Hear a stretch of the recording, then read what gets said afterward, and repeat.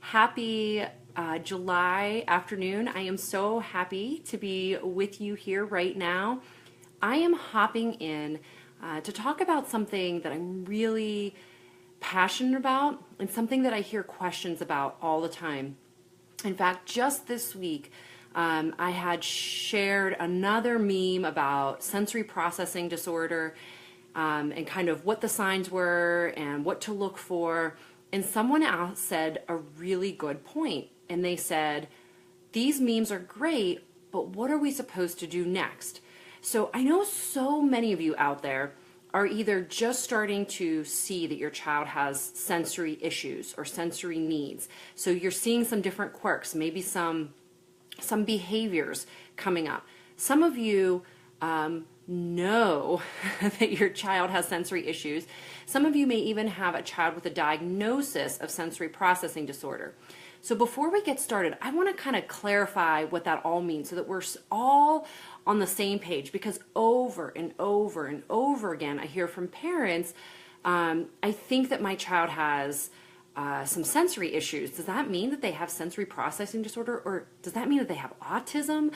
Does that mean, what does that mean? Is it bad? What am I supposed to do for them now that it seems like they have these issues, right? Well, here's the thing. Each of us have a sensory system that allows us to take everything in from our environment, from everything that we're smelling, tasting, touching, to how we move around in our environment. Our sensory system is kind of always working right under the surface. Most of us are not very aware of it working if it's doing its job well. Our kids whose sensory systems are maybe not working as well, and actually some of us, because the truth is a lot of us have our own sensory needs. No one has a perfectly functioning sensory system. We all have certain preferences and needs with our sensory systems.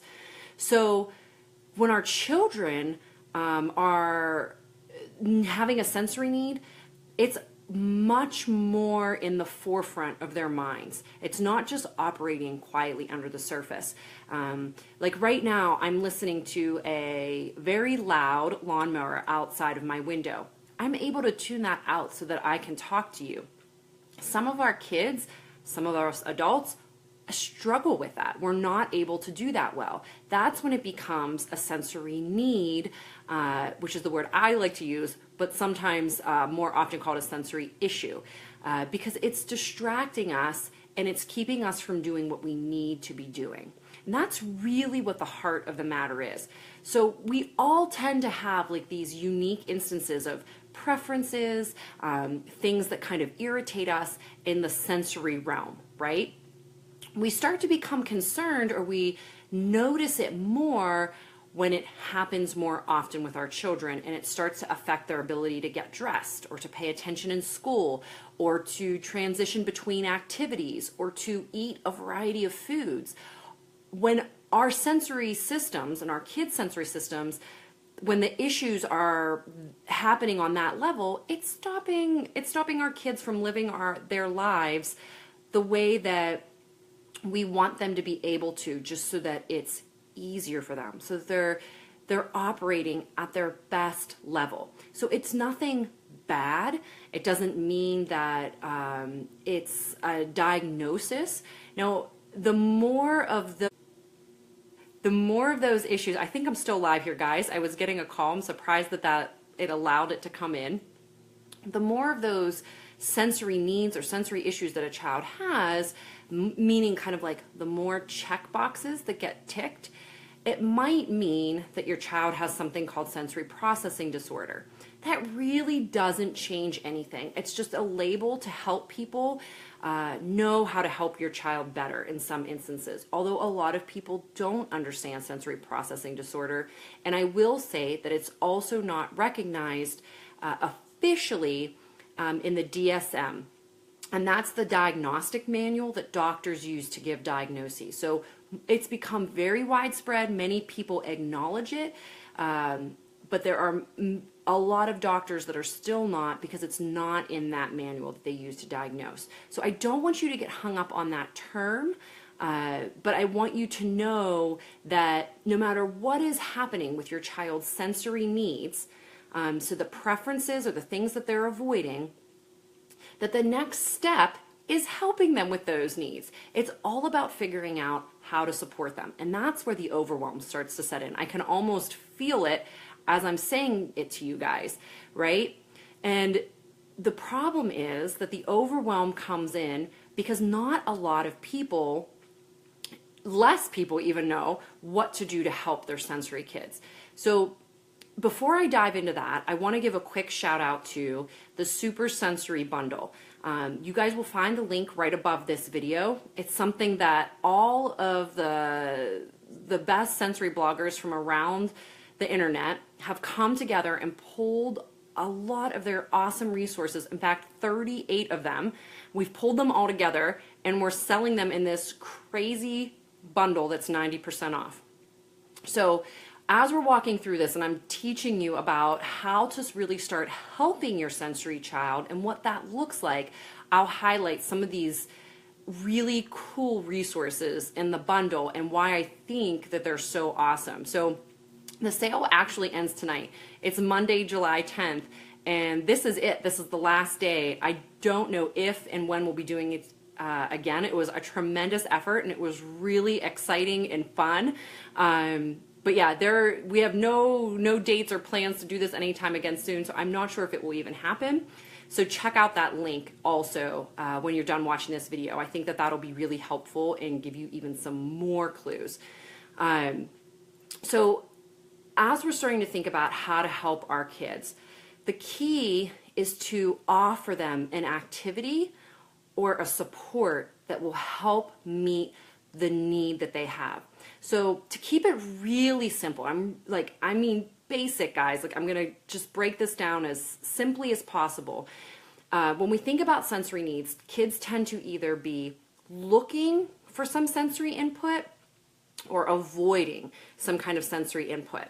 Okay, and then out of those two areas, so seeking and avoiding, we also have two primary ways to support kids, which is either giving them some kind of sensory input to help them, or giving them a support to make the sensory input that they're experiencing more manageable. So let me give you an example. A really common example that most of you probably experience is a child that hates loud noises. They freak out at the parade or at fireworks. It might even be a birthday party, a fire drill at school. It just sends them completely over the edge, maybe into meltdown mode. So a way to support that is to give them headphones, right? That's a way to kind of help minimize the sensory input that they're getting.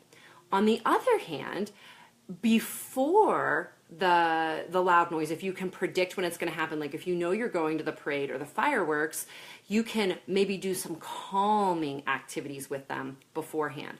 And there are countless calming activities. And what your child likes truly depends on them. And this is where the tricky part comes in, because your child may like soft music. They might like massages, but they might hate calming lavender lotion because they don't like the smell of it, where another child loves that. So we could go on and on and on with different calming activities. And obviously in this one video, although I'm going to give you like some little tips here and there, I can't tell you every sensory activity. And to be honest with you, if I did, it would be crazy overwhelming for you if I started telling you all about a million different sensory activities you could do. The key is knowing and having a starting place of what to try with your child. All right. And then this is the real secret. Okay. Because everyone thinks that, oh, that's a sensory activity. And we see sensory activities everywhere. But the real key is noticing what helps your child. Some sensory activities are not going to help your child. And a sensory activity that might help your child one day might not help your child the next day, because their sensory system is always changing. So once you know how to look for, oh my goodness, my child is paying attention better. Their clothes aren't bothering them right now. Wow, the noise isn't that bad for them. They're able to enjoy the parade right now, or we're not screaming and melting down. When you see that change, okay, that's the connection that you're looking for. This is the big secret. Then you know that the sensory input that you've given them or the sensory activity that you've offered, that it worked, that you're meeting their sensory needs. And that's really what it's all about. So when you're hearing all of these different sensory activities and sensory diets, that's what everyone's trying to get to. They're trying to pair that sensory activity with what your child needs to get the desired result, to help them calm down or to help them focus or to help them eat more foods. When you see that happen, you'll know that you met their sensory needs. So in this sensory bundle, there are so many amazing resources that give you a really great starting point. One of those is my very own mini course that I teach with Wendy Bertinoli. And we teach you all about what those sensory systems are and what behaviors to look for so that you know what the sensory needs are. But there are also countless really great resources like how to use sensory bins, because sensory bins are just playing in different textures like rice or beans, birdseed, jello, sand, hundreds of different things that you could put in any kind of bin that your child can play in and get messy in. That is so helpful to help kids calm down. It's really helpful for kids that are sensitive to textures to start break down that sensitivity. And those things, for some children, actually for many children, sensory bins are a huge winner because they can really help improve attention and focus, because the child has got the calming input they needed. They can also desensitize, so it allows them to eat new and more foods over time. So that resource is in there to teach you all about using sensory bins and how to set them up, which can be a really overwhelming experience for parents. But there's also a great sensory tools like mats that you can print out that involves multi-sensory learning. So if your child has a hard time focusing on schoolwork, which many sensory kids do, it's very difficult to sit still. It's very difficult to be in a room with fluorescent lights going on.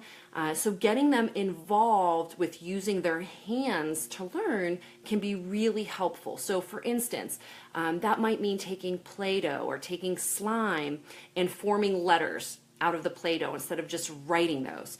That might mean that might be standing or sitting on a ball instead of just sitting in a typical desk chair.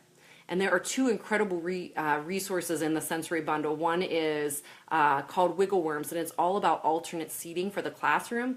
And there's another one with sensory learning mats, where all of these shapes and letters are already laid out right for you to print to start working on with your child. I love that kind of stuff because it's quick, it's ready. If you're anything like me, life is really crazy and busy. So one of my biggest and most important missions is to have sensory be manageable, to have it be something that is accessible and that doesn't feel super overwhelming. As an OT, I love sensory. I've done sensory integration therapy in an outpatient setting, and I loved having kids come to me and we would work on all this great sensory stuff. Way back when I was a brand new therapist and before I had my own kids, I didn't get how hard it was for me to give parents a laundry list of activities and to have them just replicate them at home. That can be really challenging when you have multiple kids and you're working and you're taking care of a house. I had no idea. Believe me, I have an idea now, a really clear idea. And having my own son with mild sensory needs that I know need met from time to time, and that we've adjusted to meeting his needs kind of on a daily basis with just the activities that he does to help keep him able to follow directions, to help keep him from engaging in dangerous behaviors. Does anybody have that going on? So in order to do those things, It's so important for me that it be manageable, because if I feel like I have to follow this prescribed plan, it's just not going to happen. I'm going to feel overwhelmed and I'm just not going to do it. So that's what I like about this bundle, is that you can you're obviously not going to use all 38 resources, but there are so many in there that you can pull from and go back to when you do want to use them, and that will give you a really great starting point for how to help your sensory child. So before we go, I see a couple of you on here. If you have any questions, hello, Cindy, I see that you're listening from Georgia. If you have any questions specifically about how to help your sensory child, or particular sensory challenges that you're wondering about, or want to know how to address those, please feel free to ask me right here. I'm going to give you a couple bonus tips right now for some of the most common kinds of sensory behaviors that we see. And just to sum up what we've already talked about, because I went through it really quickly, one of my favorite activities is using sensory bins. So sensory bins are really awesome for calming, and are really awesome for helping your child if they don't like the feeling of different textures, even in their mouth. So even if you think your kid can handle it on their hands, but they're really sensitive to different textures in their mouth, sensory bins are a really great thing to have your child engaged in. I will also say that one of my go-to activities, one of the first things that I try with kids that are really active, with kids that have a hard time paying attention, is to get them jumping, either on a trampoline or on a couch, and experiment with that. Okay, so this is the key. So you may say, I'm not sure if that's going to work for my child. This is so easy. Get them on the couch, get them on their bed. If you have a trampoline, get them on there. And then I want you to take note. After that activity, or even for the rest of the day, did you notice that they were able to do life better? And when I say do life better, I mean however their sensory needs affect them. So if it's that they're having a hard time sleeping, that's another area. Did you notice that they're able to go to sleep a little bit better if you do some jumping beforehand? Did you notice that they're able to pay attention a little bit better? Did you notice that they're able to sit at the table and eat their meal better? If you did, then that activity was a success, and you can put that kind of in your tool bag, like a mental tool bag of, okay, the next time I see that they're having a hard time paying attention, I'm going to try and do some jumping and see if that works again. That would be one thing that you know might be successful, and it's a really good starting point to branch off into other things. Okay, Heidi, I see that. I love it. Heidi has a question. She says, I'm having a climbing jumper. The higher he can climb, the more he wants to jump off. Yes. So that's the kid that's really active, right? So that need for climbing, there's a couple different senses involved there in terms of kind of proprioception. When they're climbing up, they're getting lots of proprioceptive feedback, and when they're up high, they're getting lots of vestibular input. So I would start by trying that jumping. I would start by giving them lots of opportunities to jump and to climb in safe places. So is there a jungle gym you can go to? Do you have something in your backyard that you can put up that's safe for him to climb? It might even mean just making a on-the-fly obstacle course with whatever you have laying around. We do obstacle courses around here pretty frequently, and I will literally drag whatever random kid toys are around the yard and just incorporate them in. So they might ride a riding toy for 10 feet. They may jump over a rope, or I may grab a stick and lay it on the ground and have them walk across the stick, and then have them climb up the ladder of our swing set and have them slide down really fast. I might have them spin around 4 times and then start going through again. The sky is the limit when it comes to obstacle courses, and if you have your kids help you get involved in setting them up, they will probably pick things that they know they're going to really like to do. So Heidi, you want to think really active, and you want to think of a way to meet his needs in a safe way. And when he is doing those dangerous things, to guide him to something that's more appropriate and say, oh, it's not safe to climb the dresser. Let's go climb the step stool over here, where we have the pillows set up, or let's go outside on the swing set, or let's ride your scooter board. A scooter board is another really great activity that gets a lot of proprioceptive and vestibular input, but is low to the ground and is a lot safer. But again, Heidi, what I really want you to know is that it's all about matching what your child responds to. So there are kind of overarching, kind of global activities that large groups of children respond to, but we know that each child is unique, and we know that every sensory system is unique. So whatever you are trying with your child, again, the key is that you want to be looking for the response, either right away or within the following activities or the rest of the day. How well are they responding? Did it help them? And if it didn't, it might be worth trying a few times, but if you consistently see that, well, this is revving them up more, or they're not really interested in this, then you're going to want to try something else. And again, that's why I love the bundle. I have tons of resources on my site, like different lists you can find at yourkidstable.com, but I love the bundle because you can download everything and have it. You can print it out and put it on your fridge, and I'm a big person for doing that and having things printed out and put on my fridge so that I can see them and access them really quickly. Okay, guys, thank you so much, Kim, for sharing. My niece Mia is watching. How sweet. I love it. If anybody else has any questions, I will continue to check this thread. I really hope that this was helpful. In starting to understand what the next steps are if you are either suspecting that your child has sensory needs or issues, if you know that they have SPD, and how to take those next steps and kind of helping them so that they are able to sleep better, eat better, play with their peers better, so that they're engaging more with them because their sensory needs are being met. Because I will tell you this, and I will leave you all on this note. When sensory needs are left unmet, the brain is really busy. It's like it's stuck on it. Like, when you have a splinter in your hand or you've got a really bad hangnail, it's the tiniest thing going on, right?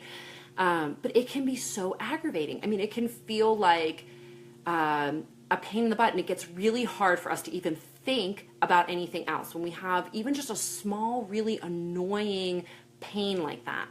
The same thing happens when our child's sensory needs are unmet.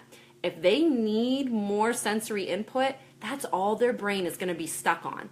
If they're overwhelmed by some sort of sensory input, they're going to be so stuck on that they're not going to be able to focus on the things that need their attention, like eating and sleeping and paying attention and making eye contact and even talking, because their brain is so stuck trying to get their sensory needs met.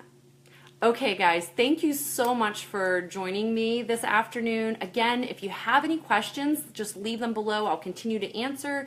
And remember that Super Sensory Bundle with over 38 incredible different sensory tools ends tonight at midnight. Grab it before it's gone. The link is right above, and I will put it again in the comments. Thanks, everyone.